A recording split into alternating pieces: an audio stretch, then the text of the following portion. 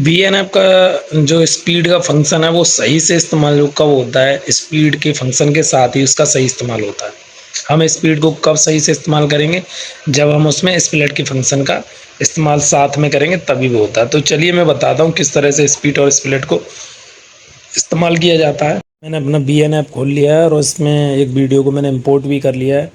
तो मैं बताता हूँ स्पीड का इस्तेमाल कैसे करेंगे। ये नॉर्मल वीडियो मान लो चल रहा है, इसकी हमें स्पीड अगर इसमें से कम करनी है, जितने भी पार्ट की हमें यहाँ से मान लो इतने पार्ट से इसकी स्पीड कम करनी है, तो हम यहाँ पे एक स्प्लिट लगाएंगे और एक स्प्लिट यहाँ लगाएंगे और हमें इस सिलेक्टेड पार्ट की स्पीड कम करनी है, तो फिर स्पीड वाले फंक्शन पर चलेंगे।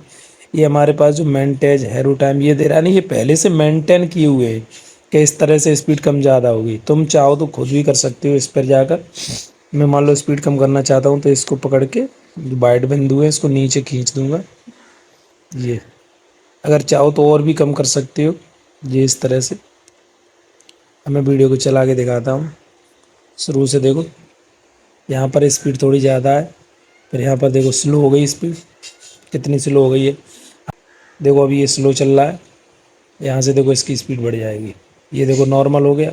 आप चाहो तो इसकी स्पीड और भी बढ़ा सकते हो। मान लो इस पार्ट को मैं कट कर ले रहा हूँ इतने तक, इस सिलेक्टेड पार्ट की मुझे स्पीड बढ़ानी है, तो स्पीड पर फंक्शन पर टैप करूँगा और लाइन पे करूँगा और स्पीड बढ़ाने के लिए मैं इन बिंदुओं को क्या है ऊपर कर दूँगा। ये मैंने ऊपर कर दिया है, तो इससे क्या है इसकी स्पीड थोड़ी बढ़ेगी। आते हैं तो हमें थोड़ा पार्ट ज़्यादा लेना पड़ता है, ज़्यादा पार्ट लेंगे तो स्पीड सही से इस्तेमाल होगी। तो आप समझ चुके हैं हम स्पीड का किस तरह से इस्तेमाल करेंगे स्प्लिट के साथ में।